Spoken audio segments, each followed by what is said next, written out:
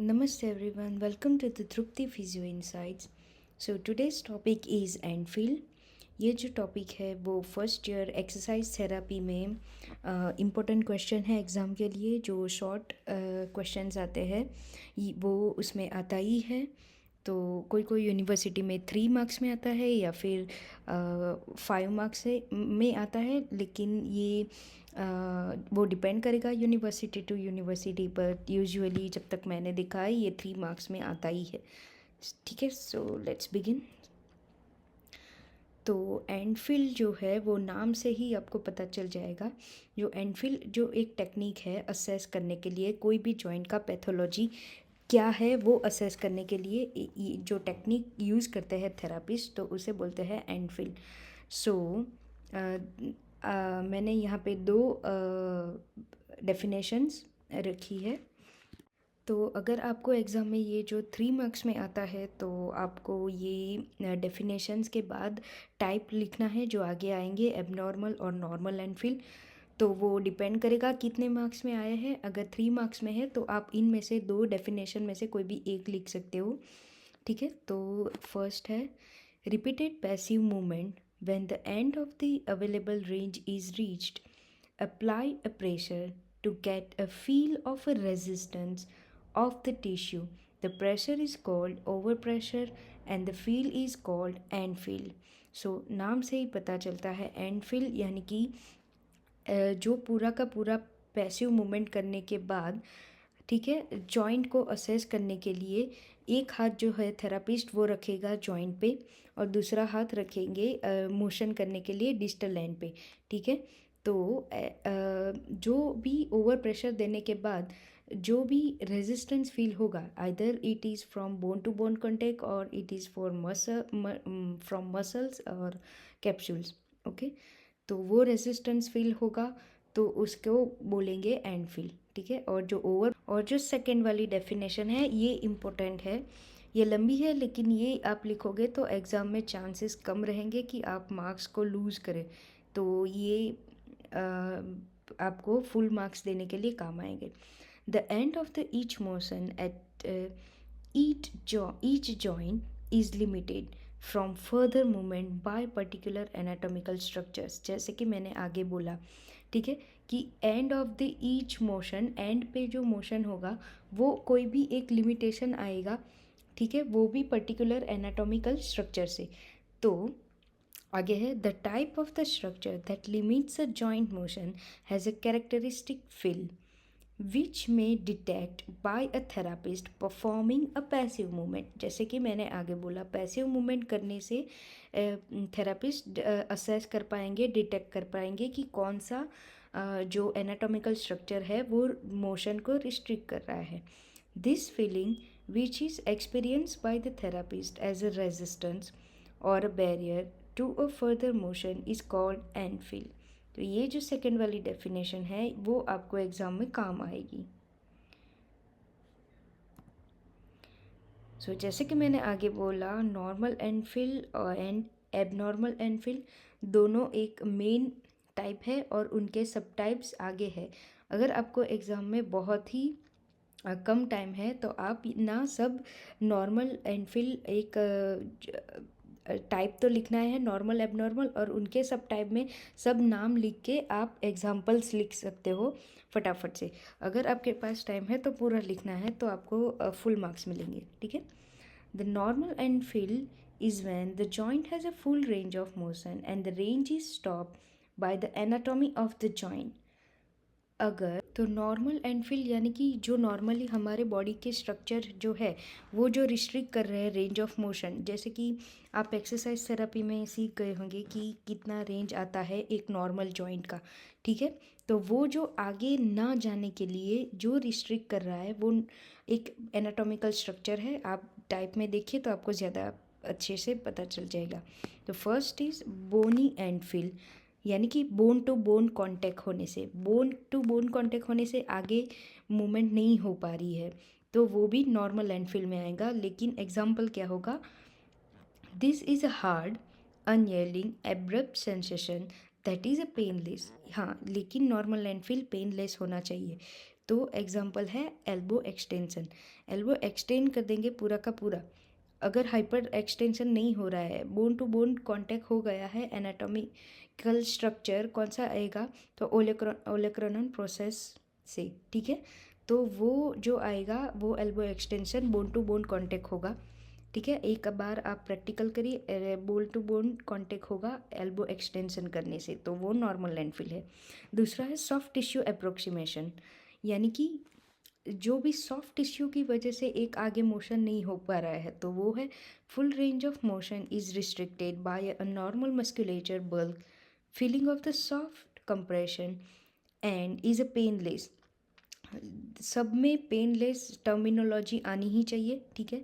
Soft tissue approximation, elbow flexion करेंगे ना biceps muscles का, तो जो भी सॉफ्ट टिश्यू है तो फ्लेक्शन एक रिस्ट्रिक्ट हो जाएगा एल्बो फ्लेक्शन में, ठीक है। तो वो कौन कौन, तो थर्ड है टिश्यू स्ट्रेच।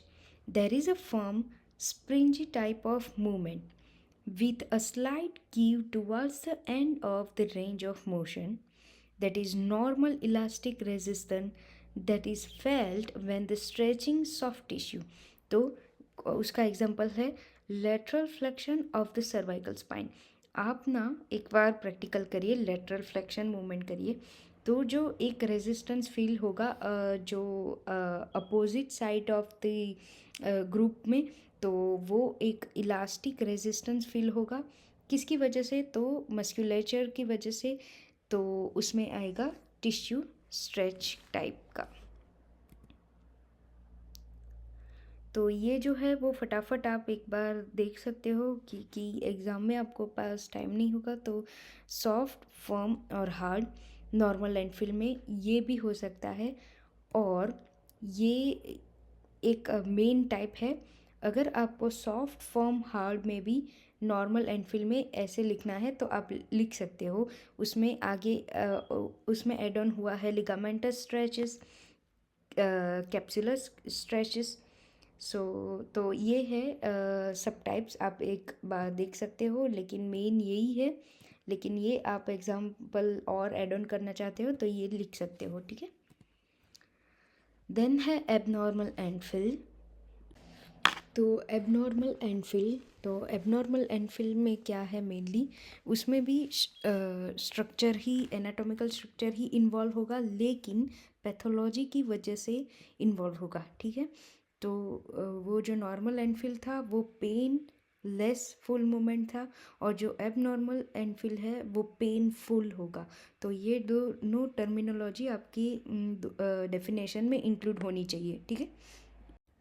तो abnormal end feel is when range of the joint is less और greater than the normal and is a painful. जैसे कि मैंने आगे बोला, एबनॉर्मल एंडफिल में क्या क्या होना चाहिए, तो डेफिनेशन में ये टर्मिनोलॉजी आनी ही चाहिए। वो जो था वो फुल रेंज ऑफ मोशन था और पेन लेस था, और ये है लेस और ग्रेटर, या तो कम होगी नॉर्मल रेंज से या फिर ज़्यादा हाइपर, ठीक है, और पेनफुल। तो when a structure other than the normal anatomy of the joint stops the motion. तो फर्स्ट है bone to bone end feel. तो वो जो आगे देखा वो नॉर्मल एंडफिल के सब टाइप में था, और ये है एबनॉर्मल एंडफिल में। तो occurs when one would not expected to find a bone-to-bone endfill, hard, unyielding endfill. Restriction occur before the normal end of the range movement caused by osteophytes, degenerative joint disease, malunion of the joint following a fracture।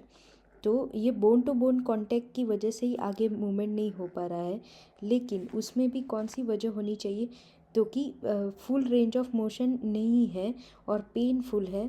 तो osteophyte formation, यानी कि आप x ray में देख पाओगे कि joint line जो होती है वो जॉइंट लाइन पे एक स्मॉल स्मॉल बोन का मॉलिक्यूल डीजनरेट होके स्मॉल जो जॉइंट लाइन होती है तो उस पे आ जाता है, तो उसको बोलते हैं ऑस्टियोफाइट्स फॉर्मेशन। तो उसमें उसकी वजह से आगे मूवमेंट नहीं हो पा रही है। अगर कोई फ्रैक्चर हुआ, हील हुआ फ्रैक्चर, लेकिन वो प्रॉपर अलाइन नहीं है, माल यूनियन की वजह से आगे मूवमेंट नहीं हो पा रहा है, तो ये जो सब टाइप है वो एबनॉर्मल एंडफिल में आएगा। नेक्स्ट है मसल स्पाज्म एंड फिल। तो उसमें क्या होगा, मसल स्पाज्म हो जाएगा तो कैसे असेस करेंगे, sudden and hard dramatic arrest of the movement accompanied by a pain which is evoked by the movement springy rebound and fill। तो ये जो मसल स्पाज्म एक कैच फील होगा, आप जब पैसिव मूवमेंट कराएंगे ना तो इन बिटवीन रेंज एक कैच फील होगा और वो भी पेनफुल होगा, और स्प्रिंगी मूवमेंट और रिबाउंड एंड फिल होगा, होके वापस आने को करेगा। ठीक है, पूरा का पूरा रेंज फुलफिल नहीं होगा, तो वो होगा मसल स्पाज्म की वजह से। तो जो protective muscle guarding designed to prevent a further injury. अगर तो नेक्स्ट है स्प्रिंजी ब्लॉक एंड फिल, उसको बोलते हैं इंटरनल डिरेंजमेंट भी। स्प्रिंजी और rebound sensation in a non-capsular pattern usually occurs before the end of the normal range of motion। तो normal range होने से पहले ही ये रिबाउंड फिनोमिनन होता है, यानी कि स्प्रिंग जैसे कैसे कंप्रेस होने के बाद एक्सपांड होती है, तो उसी तरह कोई भी कार्टिलेज या मेनिस्कस इश्यू की वजह से एक लाइक स्प्रिंजी मूवमेंट, आप पैसिव मूवमेंट करोगे ना तब ऐसा कैच फील होगा, तो उसको बोलेंगे स्प्रिंजी ब्लॉक एंड फील। तो for example loose cartilage meniscal tissue within the joint or a torn meniscus won't be able to extend a full knee extension fully। तो मेनिस्कस अगर torn है, tier है उसमें, ठीक है, तो उसकी वजह से फुल्ली नी एक्सटेंड नहीं हो पाएगा, कोई एक वो ब्लॉक करेगा, ठीक है, मूवमेंट को ब्लॉक करेगा, रिस्ट्रिक्ट करेगा, तो उसको बोलेंगे स्प्रिंजी ब्लॉक एंड फिल। तो नेक्स्ट है लेदरी एंड फिल। तो उसमें क्या होता है, similar to the like a stretch tissue but occurs when the range of motion is reduced. Limitation एक आ जाएगी, फुल रेंज ऑफ मोशन नहीं होगा इसमें भी दो सब टाइप है कि हार्ड कैप्सुलर की वजह से या फिर सॉफ्ट कैप्सुलर। तो हार्ड कैप्सुलर में ऐसा होगा कि thick quality and the limitation comes on abruptly, suddenly एक आ जाएगा, ठीक है, हार्ड कैप्सुलर में। और सॉफ्ट कैप्सुलर में क्या होगा कि more often seen with the acute condition, शुरुआत के कंडीशनों में होता है, और stiffness occurs early in the range increasing until the end of the range is reached। हम जैसे पैसिव मूवमेंट इनिशिएट करेंगे तो इनिशियली की जो रेंज है ना तो वो उसमें स्टिफनेस आ जाएगी एंड बढ़ती जाएगी आगे आगे, जैसे हम रीच करेंगे and of the full range of motion की तरह, ठीक है। और नेक्स्ट है बॉगी और सॉफ्ट एंड फिल। तो उसमें क्या होता है, occurs if you have a joint effusion और oedema, for example acute moderate to severe sprain और अ लिगामेंटस इंजरी। तो इन्फ्लामेशन हो जाएगा, इफ्यूजन, इडीमा, तो उसकी वजह से जो एक स्पॉन्जीनेस फील होगा तो उसको बोलेंगे बॉगी और सॉफ्ट एंड फील। तो इसका क्या इम्पोर्टेंस है, ये क्यों हमें असेस करना है। अगर आपकी यूनिवर्सिटी कंटेंट कितना मांगती है, तो अगर VNSGU अगर किसी और भी यूनिवर्सिटी की तरफ हो तो 3 मार्क्स में अगर आप डेफिनेशन प्रॉपरली और सब टाइप्स प्रॉपरली लिखेंगे तो सिग्निफिकेंस ऐड ऑन करने की ज़रूरत नहीं है।